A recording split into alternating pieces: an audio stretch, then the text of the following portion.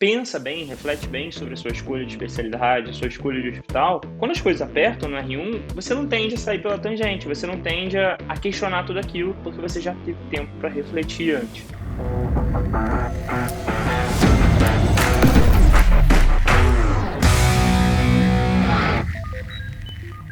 Sejam muito bem-vindos a mais um episódio daqui do Além do Podcast. E hoje a gente vai discutir como sobreviver ao R1, ao ano mais difícil da residência. E para isso a gente trouxe uma convidada muito especial, a Amandinha, uma grande amiga nossa, de todos nós aqui do Além da Medicina. Vocês devem conhecer mais ela pelo @ que ela usa nas redes sociais, que é Virei Médica e Agora. Então, Amanda, a palavra é sua, se apresenta aí pro pessoal que não te conhece ainda, se é que tem alguém aqui ainda assim nessa situação. Oi, gente. Oi, B, que saudade. A gente tá muito sumido, gente. Todos os dias ele me enrola, tá? Que a gente tá marcando de encontrar deve ter quase 2 anos, desde que a pandemia começou. Verdade. Tô devendo. Meu nome é Amanda, eu tenho um Instagram, que é o Virei Médica e Agora, que tem 2 anos e pouco, 3 anos que eu criei ele. Eu me comunico com todo mundo por causa dele, né? Que eu faço um trabalho mais voltado para recém-formado, para galera que tá no início da residência, para quem tá começando a dar plantão. E é um trabalho bem legal, assim, eu gosto bastante. Eu tenho 27 aninhos, sou de BH, Minas Gerais. Um baby. Sou de BH, Minas Gerais. Eu mudei para São Paulo ano passado para poder fazer residência. Eu me formei em 2018, trabalhei 1 ano e aí eu decidi fazer medicina de emergência, me mudei para São Paulo para poder fazer aqui minha residência, que eu queria muito vir para São Paulo, por motivos pessoais mesmo. E aí eu faço residência de medicina de emergência na Escola Paulista de Medicina, que é a Unifesp, para quem não conhece. E é isso, tô no 2º ano da residência. Boa, então já passou pelo pior, né? O purgatório Dizem já as acabou. más línguas. Dizem as más línguas. Boa.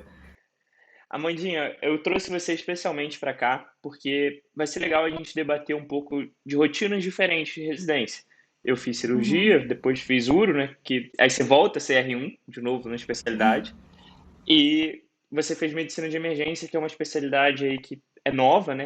Relativamente. Então acho que vai ser bem rica a nossa discussão para a gente entender diferentes cenários, diferentes instituições e o que é o grande desafio do R1, que é, eu acho que vira uma chave, né? Não sei como é que foi para você essa transição de estudante, aí tem aquela noite mágica que você acorda num dia com o CRM na mão e um carimbo super poderoso, e quando você chega na residência também tem uma transição, porque você está num hospital que é novo, uma cidade nova, um estado novo. Você já tinha saído de casa antes para fazer faculdade ou sempre morou com seus pais? Não, eu sempre morei com meus pais. Durante a faculdade eu saí durante 1 ano só pra morar numa cidade do lado, né? Que eu fazia faculdade em Betim e morava em BH, mas é 40 minutos de distância um do outro. E aí eu só mudei durante 1 ano, porque eu virei presidente da Atlética, ficou mais fácil pra mim ficar lá, eu tinha muito mais responsabilidade na faculdade.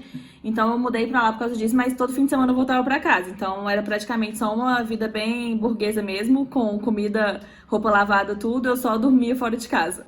E aí conta pra gente, como é que foi essa adaptação a uma cidade gigante como é São Paulo, a um serviço que é exigente como o da Paulista, com uma sala vermelha, com um pronto-socorro cheio, uma rotina totalmente diferente quando você é interno, com muito mais responsa, com muito mais coisas que você tem que prestar atenção, um ambiente novo e ainda tendo a distância da família, tendo que fazer as coisas sozinho em casa. Como é que foi esses primeiros meses aí?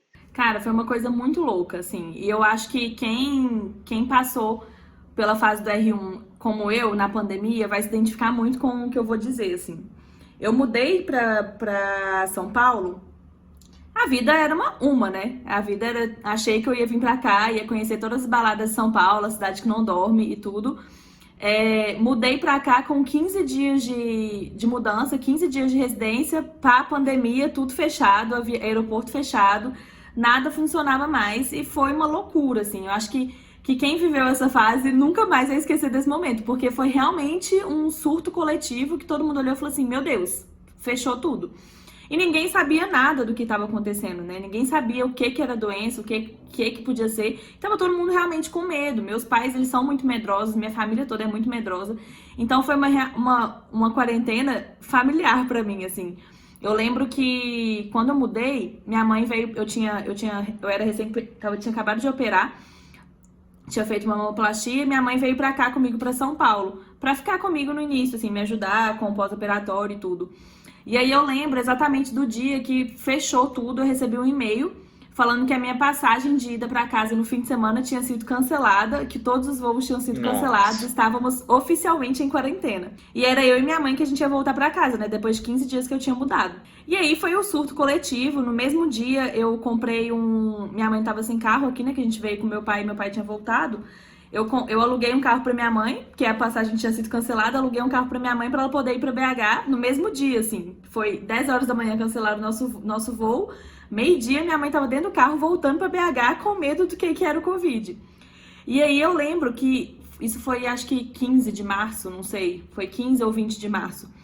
Eu só fui realmente novamente ver meus pais, acho que dia 20 de julho. Eu fiquei muito tempo sem ver meus pais, sem ver, assim, de chegar perto mesmo, só por videochamada e tudo. Então, acho que essa foi a fase mais difícil da pandemia. Eu, que nunca tinha saído de casa, fiquei 20, Nossa. era a princesinha do papai, minha mãe que fazia tudo pra mim. Fiquei literalmente isolada em São Paulo sem ninguém, porque eu tinha alguns amigos que moravam aqui, mas eu tava sozinha, literalmente, né? Eu morava num flat ainda. Então esse foi o primeiro desafio real que eu tive que viver, que eu tive que aprender a lidar com a solidão e com estar sozinha mesmo, no meio de uma pandemia que tava todo mundo surtado. Acho que esse foi o meu primeiro desafio. E Cara, aí, antes R1 já é difícil. R1 na pandemia é desesperador. foi bizarro, gente. Eu juro que é guerreiro quem conseguiu sobreviver, assim, porque foi realmente uma fase muito difícil. Quem viveu o R1 sabe o que é um R1 normal. Um R1 que, do meio de uma pandemia, era uma coisa assustadora, assim. E aí, essa foi o primeiro baque que eu tive. Eu acho que muita gente vai identificar com isso, porque muita gente nunca saiu de casa e aí sai para poder fazer ou faculdade ou residência e se depara com isso. Foi bem grande. E aí o segundo baque foi que eu morava num flat, né? E aí eu decidi mudar. Ah, é verdade. Eu morava num flat, eu aluguei um flat por 3 meses porque eu queria escolher um apartamento, queria fazer um negócio legal, queria que meus pais viessem aqui e me ajudassem a escolher apartamento. Tudo deu errado, tive que escolher tudo Tudo por água abaixo. por aplicativo. Tive que escolher tudo por aplicativo. Para visitar apartamento era um parto. E fiz a mudança toda sozinha. Eu lembro exatamente, assim, eu peguei todas as minhas coisas do flat, encaixotei tudo. Um amigo meu da residência colocou tudo no carro dele, deixou tudo aqui na minha casa e eu fiz a mudança sozinha, assim, sozinha. Porque era até difícil de você chamar gente pra poder te ajudar a arrumar a casa, porque era bem no início ainda, tipo, todo mundo tinha medo Nossa. de encontrar com outra pessoa, não podia chamar gente pra trabalhar, era loucura. Eu lembro que Ô, cara, eu passei não, dois bizarro, dias bizarro. arrumando casa, assim, de varrer chão, de tacar água no chão, assim, de fazer tudo sozinha. Nossa, eu fiquei uma semana quase travada, né, de fazer tudo literalmente sozinha. E minha mãe chorando lá em BH, que ela queria estar aqui me ajudando. Foi trash, gente. Só quem História viveu pra sabe. contar. Cara, e é muito legal a gente comparar isso porque, por exemplo, no meu R1 não tinha pandemia, eu entrei um pouco mais cedo, mas também tem 1 milhão de desafios que você vai enfrentar com pandemia ou sem pandemia. E eu lembro até hoje, cara, porque, tipo assim, eu me mudei, fiz a mudança, tive que fazer a mudança antes do R1, porque senão não ia ter tempo para organizar as coisas. Em algumas residências não vai ter horário comercial. E, cara, eu lembro uma vez que deu problema no meu chuveiro lá em casa. E me dava desespero, porque, tipo assim, eu queria arrumar um negócio, o negócio estava lá tomando banho frio, São Paulo estava frio. E eu falava, não, beleza, preciso que você venha aqui em casa. Ah, mas eu não posso fim de semana. Pô, então, qual horário você tem durante Você a não fica em semana? Ó, casa, durante a né? semana eu tenho livre 3 a 4 da manhã. Você pode vir esse horário? Aí ele, porra, não sei o quê. É o horário que eu tenho, ué. Não tem outro horário. Ah, mas você não pode ir às 6? Não, porque eu não tô na residência nesse hospital. E aí, cara, entra um dilema, porque assim, hoje a gente sabe que a carga horária é regulamentada de 60 horas, mas muitas vezes você não vai enfrentar essa realidade. A depender do seu Sim. serviço, da sua especialidade. Não sei como é que foi no seu caso da medicina de emergência, o pessoal aí realmente segue a risca ou se tem uma flexibilização. Mas na cirurgia, normalmente, você extrapola um pouco essa carga horária, porque tem volume cirúrgico, tem urgência, pronto-socorro. Então, essa questão de você ter que se planejar antes. Você conseguiu se mudar no meio do R1 porque teve pandemia, teve uma flexibilização da residência e tudo mais. Mas, cara, se deixar para se mudar no meio do seu R1, provavelmente vai ser um tiro no pé e você vai criar mais um problema para um cenário que já tem muito problema, já tem mais problema do que necessário. Sim, nossa, foi trampo demais, gente. Eu acho que eu nunca mais quero passar por isso na vida, assim. E eu tô nessa, né, que provavelmente eu vou ter que mudar agora de novo. Eu já tô pensando, meu Deus do céu, tô sofrendo Nossa, só de de novo. pensar no baque de mudança. É horrível, assim. Pelo menos É, agora é mas, no R2. graças a Deus, gente. Mas não tá Não, mentira, tá bom, sim, tá bem melhor. Mas aí, além dessa questão de familiar, de pessoal mesmo, de mudança, que eu acho que é realmente muito importante e pega pra muita gente, vem a questão da residência em si, né? Eu acho que a medicina de emergência foi uma das que mais teve impacto, um impacto positivo para a pandemia, mas que teve um impacto assim desgastante mesmo, porque vocês perderam volume cirúrgico, vocês perderam ambulatório, vocês perderam muita coisa na cirurgia, na residência, né? Principalmente cirúrgicas e principalmente clínica que tem muito ambulatório. Mas para emergência, o volume de trabalho aumentou muito, assim, muito. Porque, querendo ou não, cara, precisava de O gente na paciente linha de Covid é frente. grave, exato. Sim, a linha de frente era o que chegava, assim. Chegava muita gente para ser atendido ali no início e todo mundo esperava algo a mais da residência de emergência. Por um lado, foi muito bom pra gente, porque a gente ganhou um reconhecimento muito bom. As pessoas realmente começaram a ver quanto que a emergência fazia diferença, mas por outro lado também, a carga horária de trabalho nossa foi muito alta, assim, foi muito alta. Eu lembro de uma reunião que meus chefes fizeram com a gente fez uma reunião virtual com todo mundo, falou, gente, os estágios de vocês estão todos cancelados, todo mundo agora vai dedicar só ao Covid. Vocês são responsáveis pela sala Covid, a sala de emergências respiratórias é suas. Então a gente estava lá de horizontal na sala de emergências respiratórias. A gente ficou uns 3 meses de horizontal na sala de emergências respiratórias, cuidando dos pacientes, evoluindo todo mundo, recebendo todos os pacientes, assim. E o volume era muito grande. Tinha dia que a gente quase tinha que escolher quem ia para o bico de O2, assim. Tinha dia que acontecia 2, 3 intubação ao mesmo tempo. E chegava muita gente, chegava muita gente. Então, foi um impacto, assim, psicológico e de força mesmo, assim, braçal muito grande. E no R1, quem vive o R1, nem quem sabe que o R1 ele é um trabalho mais braçal. Não é aquela coisa meio de ficar fazendo ciência, de ficar estudando, de dar aula, nem nada. Você tá lá para aprender a rotina do hospital, para fazer procedimento e para aprender a se virar ali, sabe? Principalmente no hospital SUS, que é igual o meu, que assim, a gente pega muita mão e a gente acaba assumindo muito a linha de frente mesmo. Então foi uma carga de trabalho muito grande assim no R1. Acho que um pouco a mais exaustiva até do que seria se fosse um R1 normal, sabe? Um R1 que os estágios estivessem todos normais. No final a gente conseguiu recuperar a nossa carga horária, né? A gente dividiu um pouco os estágios e conseguiu fazer tudo o que estava programado para fazer no cronograma normal. Mas a carga mental e a carga de trabalho do Covid mesmo foi muito importante pra gente no R1. Então isso E fez como é que muita foi diferença mesmo. seu. Acho que o pessoal deve ter uma curiosidade, assim, como é que é o day one, quando você chega ali na residência, beleza, você fez a matrícula, chegou ali dia 1º de março, você se apresenta ao hospital, e aí, como é que foi a sua recepção? Você foi bem recebida? Ou vocês já te pegaram ali, ó, vai lá, aqui é o sistema, é isso aqui, se vira, aqui é o primeiro paciente que você atender. Como é que foi essa recepção aí? Cara, é engraçado que a gente fica zoando muito disso, né? Eu comecei num estágio atípico, que foi um estágio fora, que foi na psiquiatria. Então foi um estágio bem tranquilo.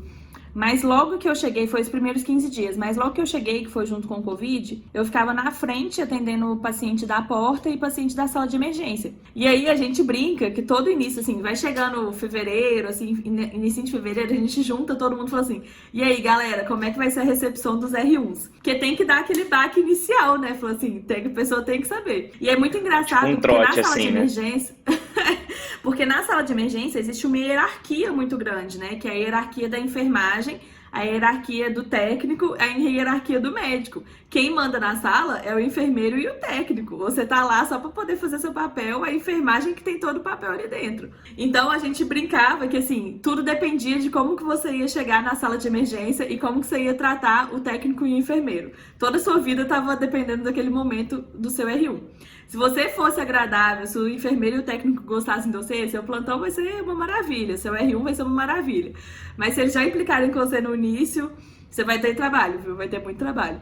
E aí, o R1 ele é baseado mais nisso, assim, na residência. O primeiro dia, aquele dia que chega, parece que é Sei nem dizer, parece aqueles babyzinhos, sabe? Que tá totalmente perdido, não Uhum, sabe nem onde que tá.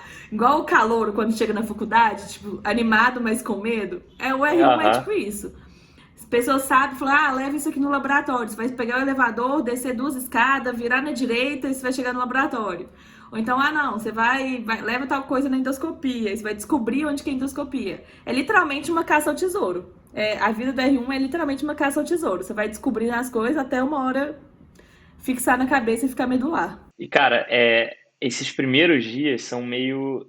É aquilo, você chega empolgado, você chega animado, mas você vê o tanto de coisa que você tem que aprender, e não é coisa de medicina, não é só de coisa técnica. Coisa técnica você não vai ter que, você não vai manejar um paciente grave no seu primeiro dia de R1. Se você está fazendo isso, tem alguma coisa errada na sua residência. Sim. Mas é, você vai ter que aprender, pô, o fluxo do hospital, para quem que você pergunta, onde você leva as coisas. E o R1, gente, a gente tem que criar aqui falar uma verdade, que em 99% das vezes você vai resolver burocracia, as funções mais chatas vão ser suas. Você não vai chegar e vai dominar a sala de emergência, e vai coordenar, e vai discutir o caso complexo. Não é igual você vê nas séries americanas lá de ER, House, Grey's Anatomy. Não, você vai preencher papel, você vai pedalar tomografia, você vai ter que fazer muita coisa burocrática. Pô, cabe aqui uma discussão se é certo, se tinha que ter outras pessoas para fazer isso, beleza. Concordo que a gente tem muito a evoluir como programa de residência, mas você tem que entender que vai ser essa a realidade que você vai encontrar. Então, quando você chega Sim. mais bem preparado, você evita aquela oscilação de emoções. Eu amo minha residência, ou nossa, eu odeio o que eu estou fazendo, porque você vai ter que lutar contra isso. É um ano difícil, é um ano que é desafiador, é muita mudança, é muita coisa junta. E se você chega com a expectativa alinhada para o que você vai encontrar, a chance daquilo ou te decepcionar demais, ou sei lá, te deixar em êxtase, é menor. Você vai mais equilibrado, você vai tendendo a tolerar melhor isso.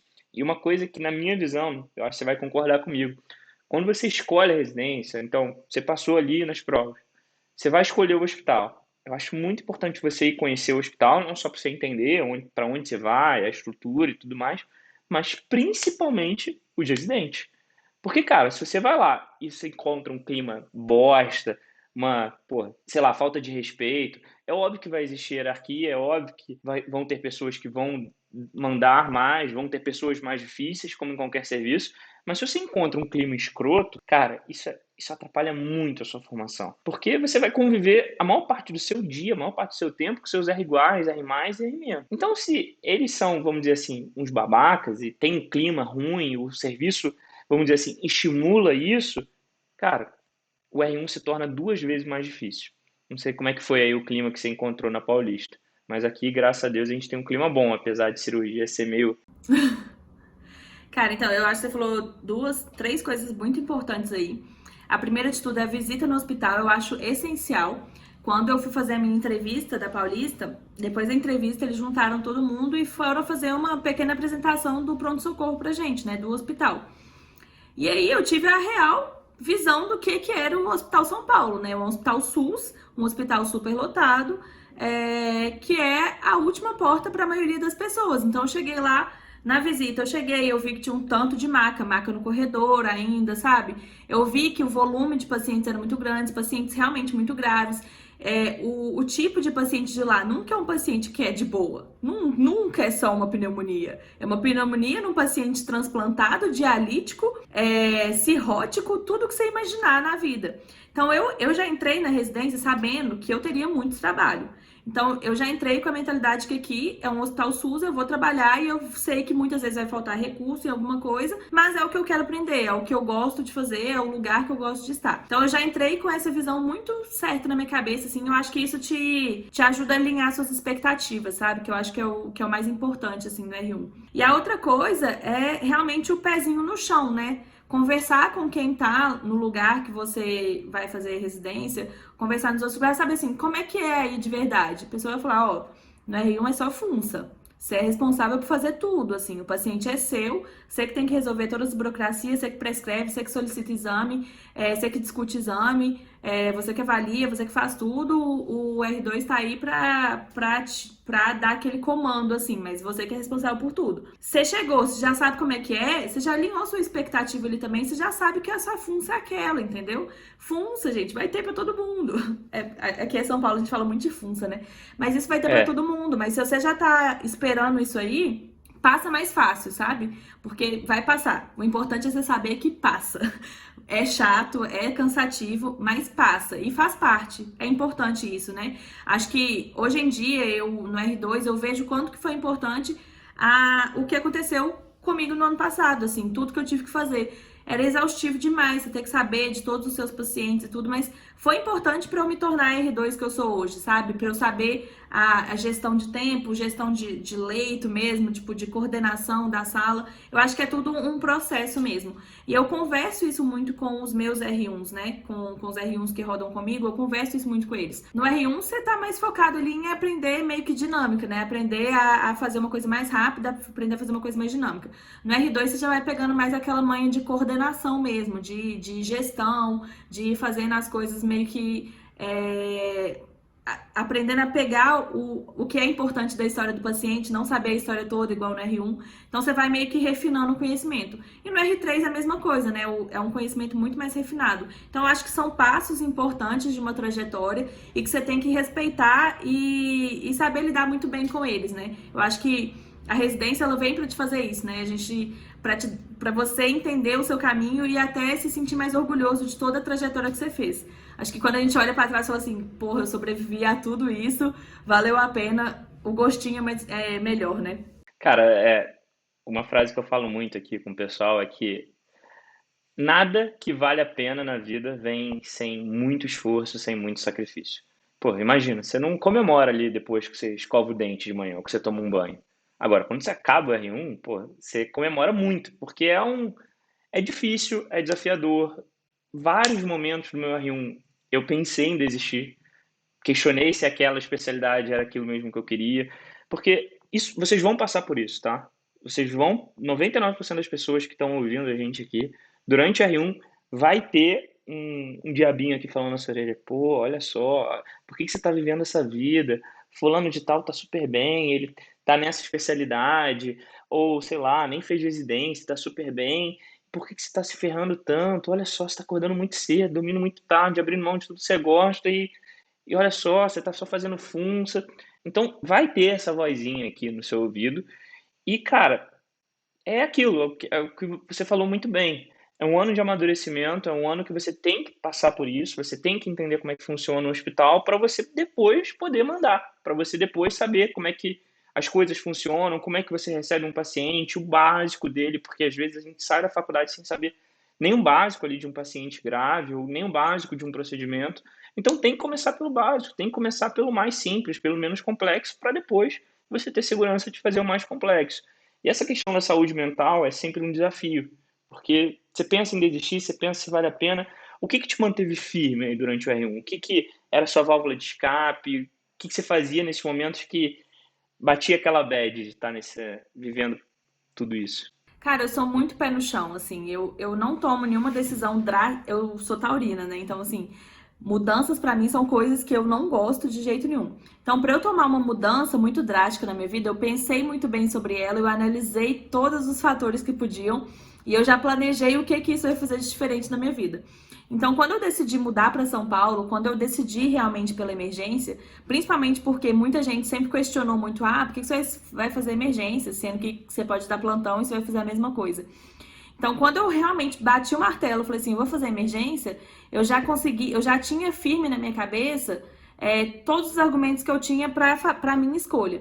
Então, isso me ajudou demais. Quando eu decidi realmente mudar para São Paulo, eu já tinha todos os meus planos na cabeça por que eu estava mudando para São Paulo, quais eram os ônus e bônus dessa escolha, o que que isso me traria de benefício e como eu esperava que essa mudança fosse importante na minha vida nos próximos 5 ou 10 anos, sabe? Então, eu tenho isso muito firme na minha cabeça.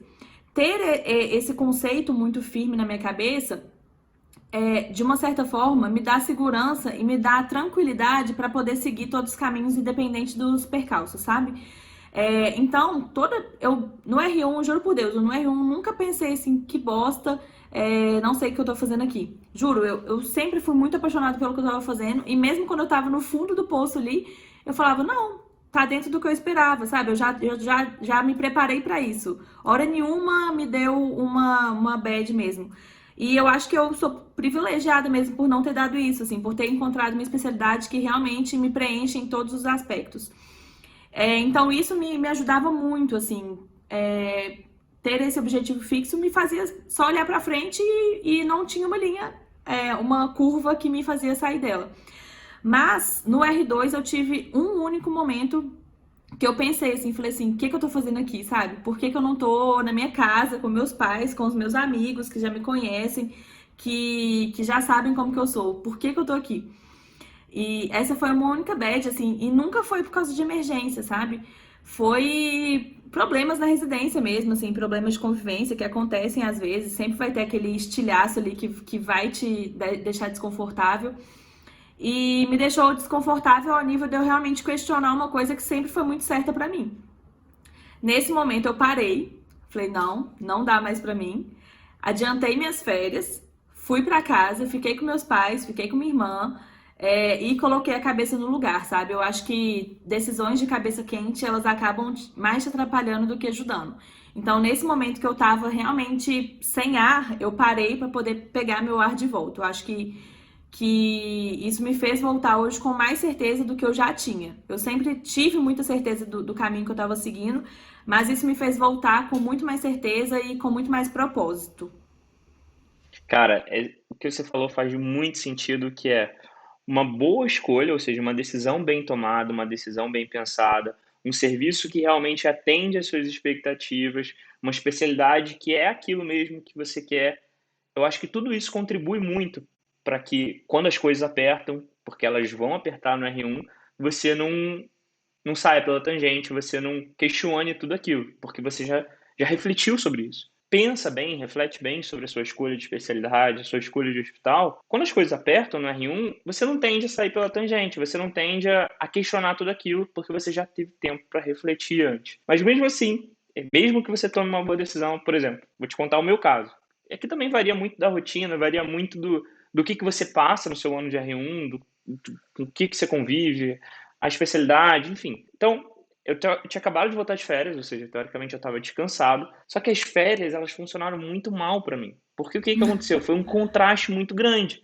Então, Uhum. eu sou filho único. Eu morava com meus pais na época de faculdade, porque eu fiz faculdade em Niterói. Então eu vim para São Paulo, sozinho, aquela coisa toda, distância. Aí beleza. Nas férias do meu R1, eu fui viajar com meus pais. E aí fui para Portugal com eles, pô, foi super legal, foi ótimo, a gente tinha tempo que a gente não viajava os três juntos. E aí quando eu voltei para aquela realidade que era completamente diferente das férias, nossa, aquilo me causou mal, me fez mal. Claro, o ano já estava sendo difícil, então piorou tudo, porque naquela primeira semana pós-férias foi uma semana muito atípica. Teve reop de madrugada, aí eu emendei com plantão, e aí entrei numa cirurgia gigante, e, cara, teve uma cirurgia lá que eu falei, nossa, cara, não dá mais. Eu acho que Tipo você me assim, eu contou entrei em isso. campo já. Eu entrei em campo já falando, ó, acabando aqui, eu vou passar visita amanhã, era uma sexta-feira, eu vou passar visita amanhã e na segunda-feira eu tô indo lá na Coreme para mudar de especialidade. Já tinha pensado assim, não, vou fazer radiointervenção, é isso aí. Tipo assim, abandonando a cirurgia geral, que era uma coisa que eu sempre Uhum. quis ao longo dos meus 6 anos, fiz tudo baseado em cirurgia. E aconteceu que a cirurgia acabou não acontecendo e eu entendi aquilo, cara, isso aqui é um sinal. Isso aqui, eu não sei do que você acredita, mas eu falei, ó, Deus mandou um sinal aqui de que é para eu continuar, de que essa fase vai passar e passa. É uma questão de você, claro, às vezes a gente toma uma decisão errada. E uma coisa que é importante a gente falar, que a gente fica muito nessa de ser resiliente, ser forte, de bater nessa tecla, mas cara, às vezes você fez uma escolha errada. Às vezes aquela especialidade não é para você ou aquele serviço não faz sentido para a formação que você quer ter. E é momento sim de você dar um passo atrás e prestar a prova de novo. Não tem nenhum problema. Você não é uma pessoa pior por conta disso. Você não é uma pessoa menos capaz. É só uma questão de uma mudança de rumo aí na sua vida. E vão acontecer várias dessas. Mas não tomar essa decisão com cabeça quente. Não tomar isso porque teve um dia ruim. Não tomar isso porque você ouviu um desaforo do seu chefe. Cara, essas coisas vão acontecer. O importante é, no longo prazo, aquilo ali faz sentido para você? Aquilo ali é realmente o que você quer fazer da sua vida? Porque o R1 você tem a visão só da pior parte da especialidade, da parte mais chata, da parte mais, vamos dizer assim, que mais te desgasta. E, pô, você tomar uma decisão baseada só na pior visão é muito ruim. Então, é aquilo que você falou, cara. Não tomar decisão de cabeça quente, esparecer, às vezes tirar uns dias ali, a maior parte dos serviços te permite, pô, às vezes afastar um tempinho ali e refletir sobre essa decisão para que você não queime uma etapa que é tão importante na sua carreira. Cara, isso é muito importante, sim. Porque eu realmente me considero privilegiada, sabe? De fazer a residência que eu faço, porque eu realmente me sinto muito realizada nela.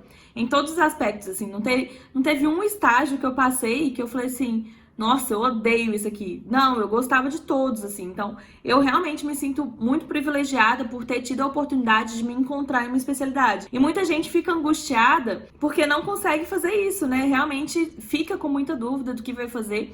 E é até difícil de eu falar um pouco dessa minha experiência, porque as pessoas, elas querem encontrar isso que eu encontrei, né? Elas querem ter isso que eu tenho. E muitas vezes você não vai encontrar, assim. Eu acho que é principalmente você ter o pé no chão, de entender que, assim, tá tudo bem eu não idolatrar o que eu faço, mas eu gostar do que eu faço e me sentir bem fazendo isso e achar que eu consigo fazer isso durante muito tempo, assim. Eu acho que é importante a gente ter muito bem formado na nossa cabeça o que você espera realmente da sua vida, né? Se isso ali vai te preencher, se isso ali vai te fazer bem, ou se aquilo dali vai te fazer mal. Eu acho que o mais importante é não fazer algo que te faça mal. E é por isso que é importante você ter muito, muito plena consciência de todas as suas escolhas, né? Você se responsabilizar de verdade pelas suas escolhas. Então, tanto o sim quanto o não, eles são seus e você que vai escolher. E eu acho que é isso que faz diferença. Não, demais, demais, com certeza.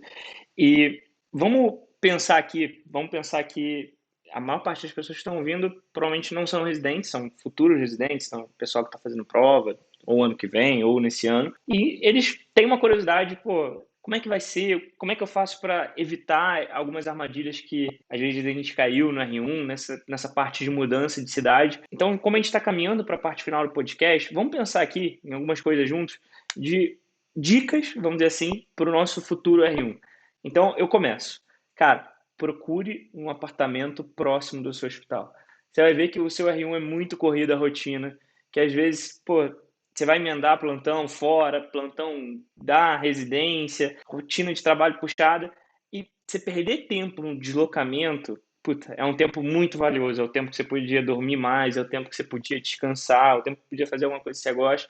Então, more perto do hospital. Por mais que tenha um bairro ótimo, que não sei o quê, se ele é 20, 30 minutos de distância, não vale a pena. É melhor você morar ali perto do hospital, mesmo que não seja o melhor bairro, porque essa qualidade de vida de morar perto do hospital faz muita diferença na sua vida. Se Próximo, você possível, agora. mora. Não, mas se, eu vou complementar a sua. Se possível, no quarteirão ao lado do seu hospital. Porque Isso, eu isso. moro a 2 ruas do meu hospital e às vezes eu pego o Uber, gente, de tão morta que eu tô, que eu falo, não, não dá. Eu pego o Uber pra poder subir, porque não dá.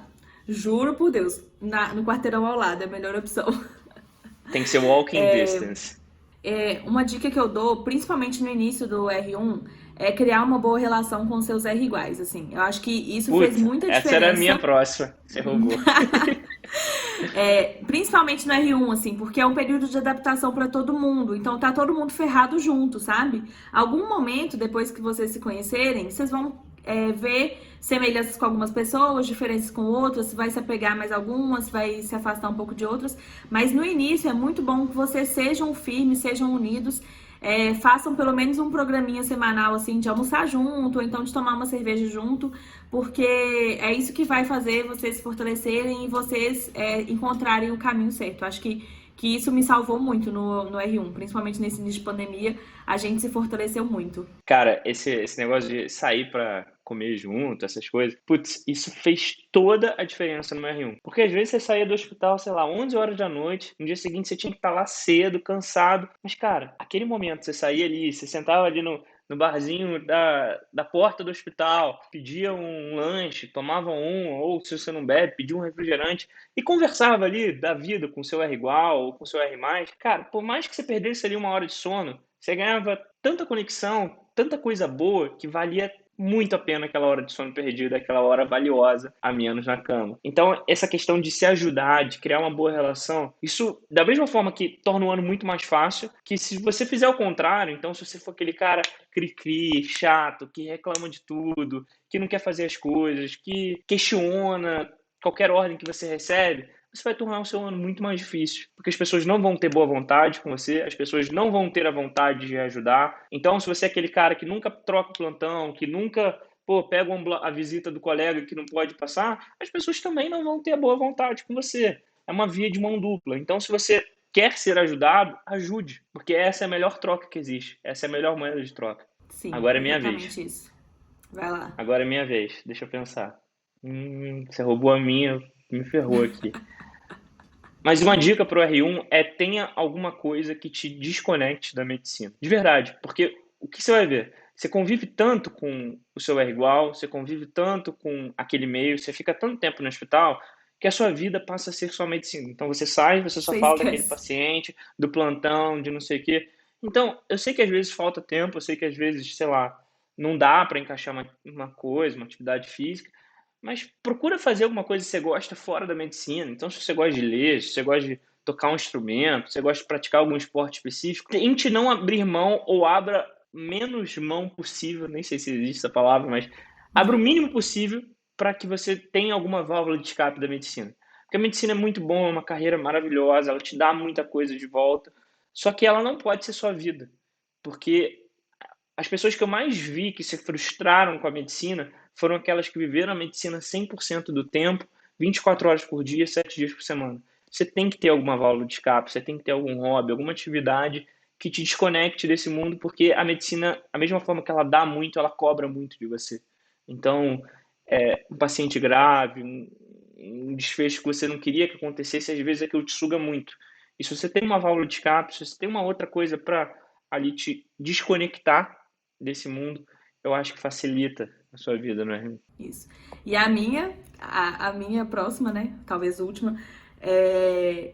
quem me conhece sabe que não poderia faltar, que é faça terapia. Cara, eu Nossa, acho, muito boa.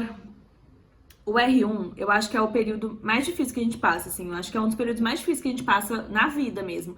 E ele te coloca em tantas situações de estresse que muitas vezes você não consegue perceber o que era prévio, o que é novo. Você se encontra num limbo ali, tipo, numa escuridão que muitas vezes é difícil de sair sozinho. Então, acho que terapia, no R1 principalmente, ela te liberta e ela te desconecta um pouco, né? Ela te dá aquele alívio que você precisa para poder realmente conseguir sobreviver a esse ano que é tão intenso. Eu acho que faz muita diferença, fez muita diferença para mim. Eu queria ter começado antes a fazer, mas eu acho que é um meio de sobrevivência mesmo ao R1. Não, total. E, cara, isso é uma dica que eu dou também pro pessoal.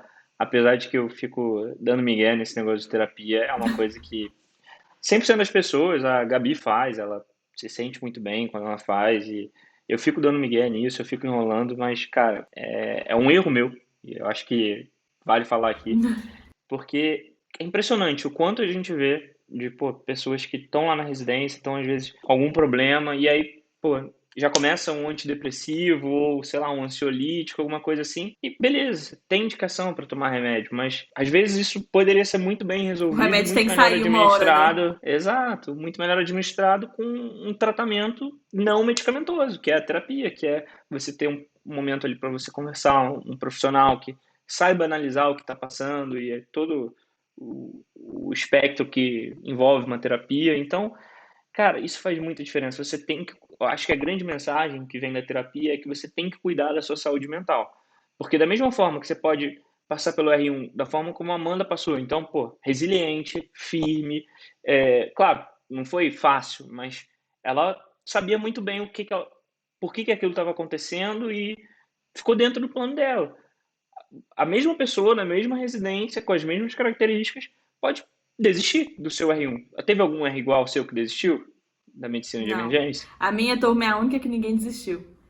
Então, é exceção. No meu ano, dois desistiram. Ou seja, são 22 pessoas no mesmo hospital, passando pelos mesmos estágios e alguns desistem, outros não. Beleza, a pessoa pode ter escolhido a especialidade errada? Pode, mas às vezes ela ficou tão intoxicada por aquele ambiente, enfim, enxergou as coisas de uma forma diferente e não teve o suporte que precisava. E, gente, não tem vergonha nenhuma de você pedir ajuda, tá? Você não tem que ser a pessoa mais forte que não tem problema e que não. Cara, se você tá falando que você não tem problema, você já tem um problema. Porque você tem uma dificuldade de se abrir, você tem uma dificuldade de conversar, você tem uma dificuldade de se expor, de mostrar fragilidade. Então aí já tem um problema. Então não tenha Sim. medo de mostrar vulnerabilidade, não tenha medo de pedir ajuda, porque é um ano que você vai precisar de ajuda. Seja do seu parceiro, da sua parceira, do seu pai, do seu igual. Você vai precisar de alguém ali te dando força, porque passar pelo R1 sozinho, sem nenhum um porto seguro, é muito difícil. É muito difícil. Quem era seu porto seguro? Não, mano, não. Aqui em São Paulo? Não, filho, no seu R1, pode ser a distância também, pode ser seus pais, meninos, sei lá. Cara, eu tenho um R igual ao meu que ele me segurou em todos os momentos aqui na residência. Nossa, todas as vezes eu falo com ele, falo assim, foi você que me segurou várias vezes O aqui. meu Mas eu também. tenho o meu grupo. Tem que ter alguém na residência, né? Você tem que ter a sua pessoa, né? Aquela coisa de Grey's Anatomy, Valeu, mas você Bel, tem que ter a sua por me pessoa. segurar aqui na cirurgia geral. Sem você, talvez esse podcast não existiria. Não, Mas é legal isso, né? demais. Eu acho que eu não tenho mais dicas, não. Não, mas foi E bom. Acho que aproveitem, vale a pena, já gente. clareou Acho bem. que a última Ah, dica.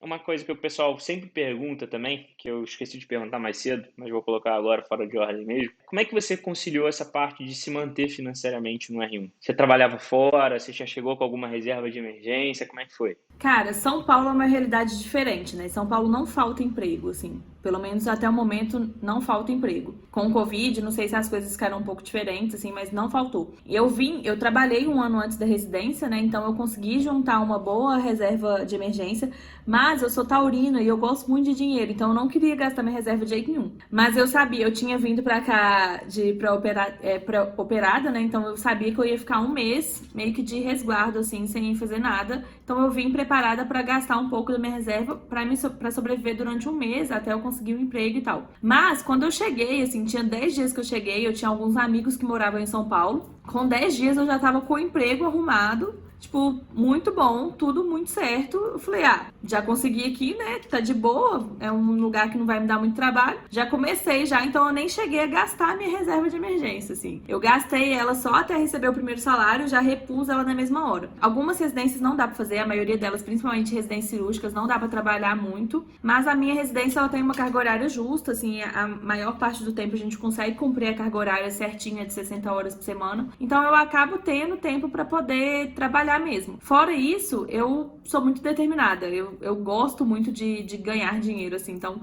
para mim não é muito sacrifício trabalhar, sabe? Então eu me mantive trabalhando realmente. Meus pais não me ajudaram, eu vim pra cá, eu falei assim, eu tô indo sozinha, eu quero me manter sozinha, recusei todas as ajudas possíveis e me mantive trabalhando, assim, indo aumentando minha reserva de emergência, diminuindo meu custo de vida, tendo uma conta certinha de quanto que eu gastava e foi fazendo, consegui até juntar dinheiro no final, assim, foi meio heróico mesmo.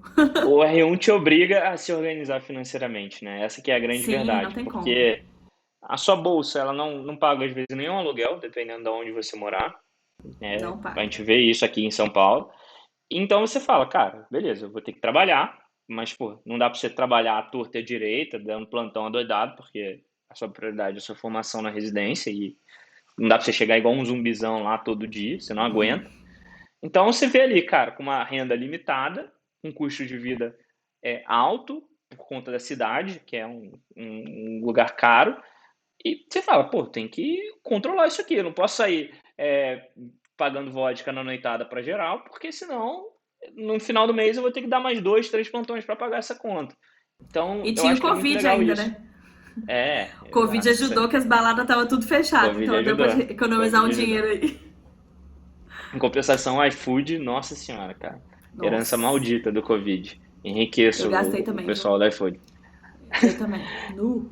Mas você deu uma dica importante, de chegar com alguma reserva de emergência. Porque, beleza, você conseguiu trabalhar no início, mas vamos dizer que, pô, a pessoa às vezes não tem um suporte financeiro de alguém, dos pais, e chega aqui em São Paulo, pô, você tá ali com uma bolsa de R$ 3.000, você tem um aluguel para pagar, você tem que sobreviver, e às vezes demora até você receber do hospital, ou até você conseguir um emprego fixo, Então, chega com alguma reservinha para você não ficar desesperado, porque você ainda tem o problema financeiro no R1, ou seja, você ainda ter... Problema financeiro vai ter no R1 porque você vai ganhar pouco, mas você ter, Uhum. tipo assim, você não conseguir pagar a conta, cara, qualquer problema que você possa evitar no R1, evite. Então, chegue mais bem preparado, chegue com uma reserva ali, pelo menos para 1, 2 meses para você se manter, sem ter que contar com plantão, e aí, a partir do momento que você começa a dar plantão, aquilo vira mais, vira mais investimento, vira mais reserva, você consegue juntar uma graninha a mais e aí consegue se organizar melhor. Mas uma coisa que eu acho importante falar é que, assim, a minha residência, ela me permitia realmente dar plantão por fora e fazer meu próprio dinheiro e não depender dos meus pais. Mas, assim, gente, se você tá numa residência que é fodida, cirurgia, ortopedia, sei lá, todas essas IA aí que fica no bloco e que você não tem tempo para poder trabalhar realmente, e sua família tem condição de te ajudar, aceita, gente. Não fica com É, ego, aceita. É um período que vai passar. E você vai precisar, assim, né? Engole um pouco do eguinho aí, junto, e depois você compensa seus pais nisso aí, porque vai valer a pena pra você ter um pouco de tempo de descanso mesmo, porque a residência não é fácil, principalmente quando você não tem tempo pra poder dar plantão, é porque o negócio é feio. Então, realmente, aceita ajuda e seja feliz. isso aí, Amandinha. Pô, acho que a gente finaliza bem com essa parte. Eu acho que clareou muito e alinhou muito bem a expectativa do que o pessoal vai encontrar. Com certeza também tem R1s aí ouvindo e chorando um pouco pitanga aqui com a gente, mas para quem está nessa fase difícil, continuem firmes, vale a pena. No R2 melhora, tem a hora para começar, tem a hora para acabar. E eu espero que esse podcast tenha agregado para vocês. Se ajudou, clica aqui no botão compartilhar, não sei onde vocês estão ouvindo, YouTube, Spotify ou o que seja, e manda para um amigo seu que vai fazer residência ou que já está na residência junto com você, que eu acho que isso vai ajudar. Amandinha, para fechar, onde é que o pessoal te encontra nas redes sociais? Pode me encontrar no Instagram, @virei médica e agora, e lá tem tudo que você precisar meu, tá lá. Me manda um oi se Não, vocês viram um Amanda tem um conteúdo podcast. muito bom. Boa, boa. Obrigada. Quero ver isso também. Obrigado, Mandinha, pela presença. Sempre bom Muito trocar ideia com obrigada. você. E a próxima tem que ser com uma cervejinha na mão presencial, né? Tô devendo. Sim, senhor, pelo amor de Deus, né? Beijo, gente. Beijo, beijo. Valeu, gente. Tchau, tchau.